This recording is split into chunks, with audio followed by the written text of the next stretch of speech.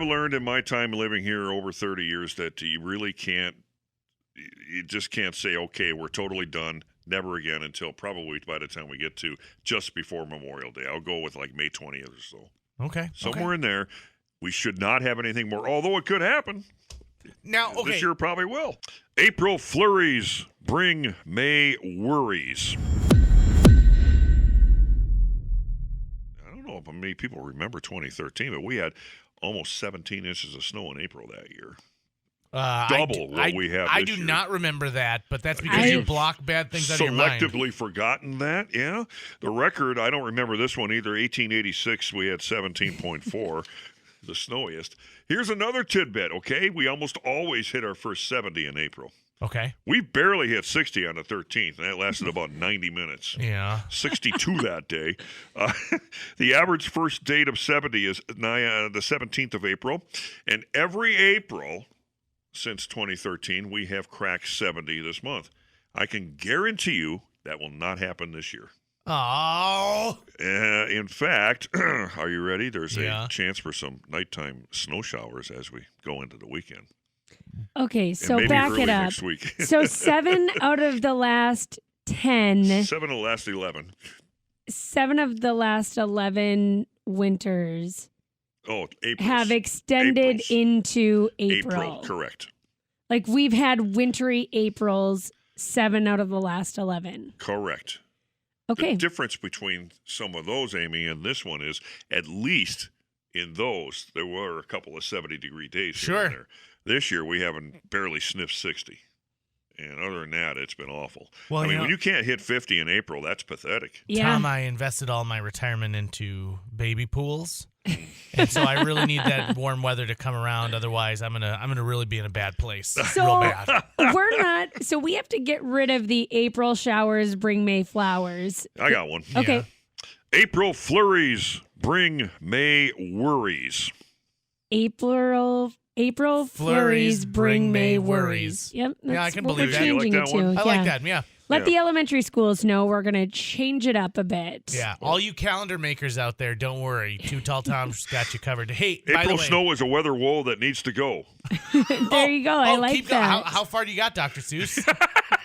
I've been reading too much Dr. Seuss. That's how bored I am. I'm reading Dr. Seuss books. Let me ask you a question. In the text club, someone says, Tom, when we get a trace of snow, how much does that add to our seasonal snow totals? Nothing. Nothing. A trace is not considered measurable snow. So you can have a trace of snow 30 days in a row for the whole month, and that would be a total of 0.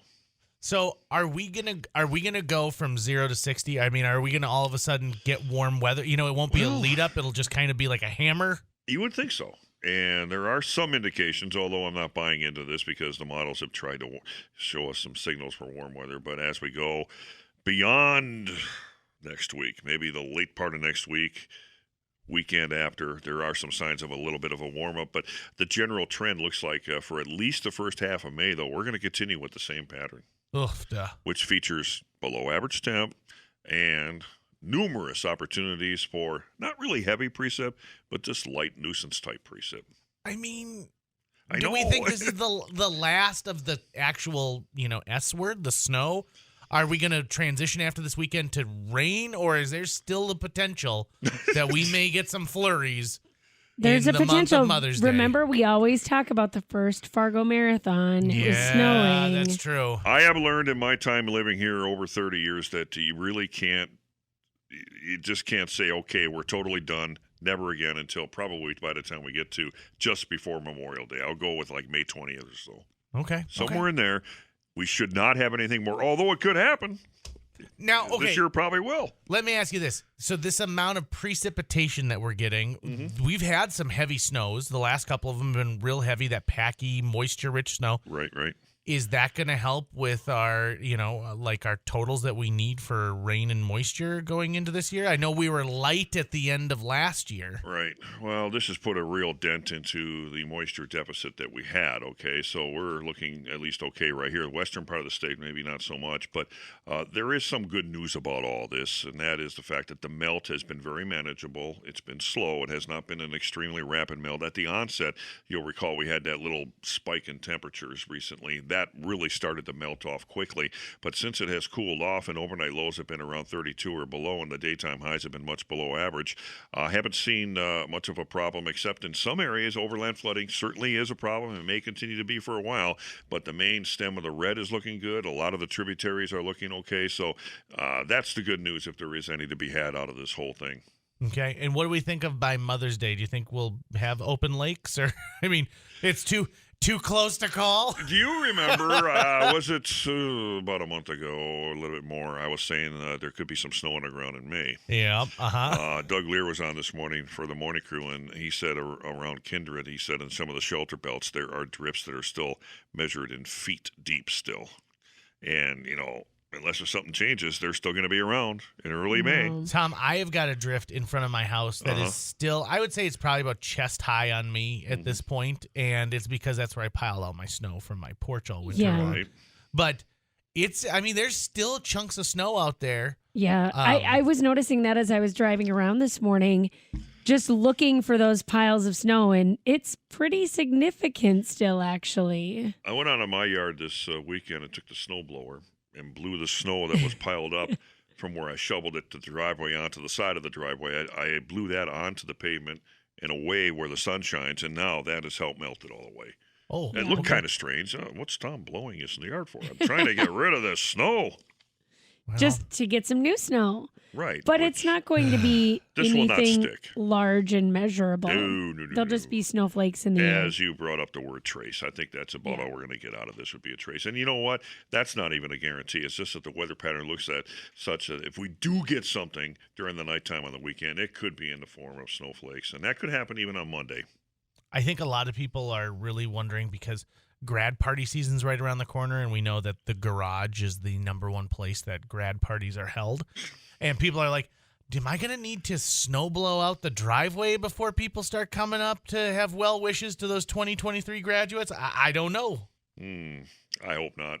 Me too. I'll be public enemy number one if that happens. I don't want to be a part of that mess. And Tom, this has nothing to do with us locally, but Amy and I were talking about this tornado season on a national level has been just absolutely a nightmare. Well, that's another aspect of this particular weather pattern. It drags down the cold air from Canada. We're on the cold side of these storms, and we've been getting a lot of snowfall here or just cold rain. But on the flip side of it, on the other side of these storms, you're getting a lot of moisture coming from the Gulf of Mexico. Huge temperature contrast. As cold as it's been here, that's actually in part fueling the mechanism for generating tornadoes and severe weather in the central and southern plains. Of course, I know where you're going with this question. Does that mean it's going to happen here right this summer? That doesn't necessarily mean it's going to happen here, but what I'm thinking will happen is that it's going to warm up quickly once it decides to, and then we're going to flip from this type of weather into severe thunderstorm season probably very quickly, I would think. Okay, well, there you go. We'll So go spring from doesn't snow exist. blowing into rumblings. Take spring off the calendar for 2023. I We're always just going tell to skip people that part. I don't like fall because of what comes after fall. But at the same time, I don't like spring weather, but I like spring for what comes after spring, which is summer. But just talking weather, I would take fall weather over spring weather most of the time because it's a lot more manageable to be outside. Yeah. The only drawback of fall versus spring is the fact that the days are way shorter. I mean, go home, winter. You've had enough to drink. I okay? do like. You made these. A man of yourself. I do like these longer days. Oh, I know, but it's Oh my wasted gosh. daylight because you can't go out and enjoy it. I know. Okay, so it's like rough. next week I will not talk about snow, okay? Okay. Even if it's in the forecast, I'm refusing to talk about it next week. Well, because at this point, like you said, even if it is in the forecast, it's just we're going to see it in the air. We're not going to see it accumulate. I'll talk about a happier topic. I'll try to find something that's more positive. How about if we than just this. have you predict like inside temperatures? That's got to be good, right? It's gonna be a balmy 72 inside the KFGO studios today. I'll go there if you want it. We'll find something else fun to talk about. If you've got a weather topic that you want to hear about, you text in to 35270. We'll take your recommendations. We'll find something to talk about. We could talk about, terms or national things that are going on or recipes or relationship advice. I like that. Get them ready. Get them ready for Tom. Let us know at 35270. We'll send your ideas to Tom, and he can pluck one out for next week. I'll do my best.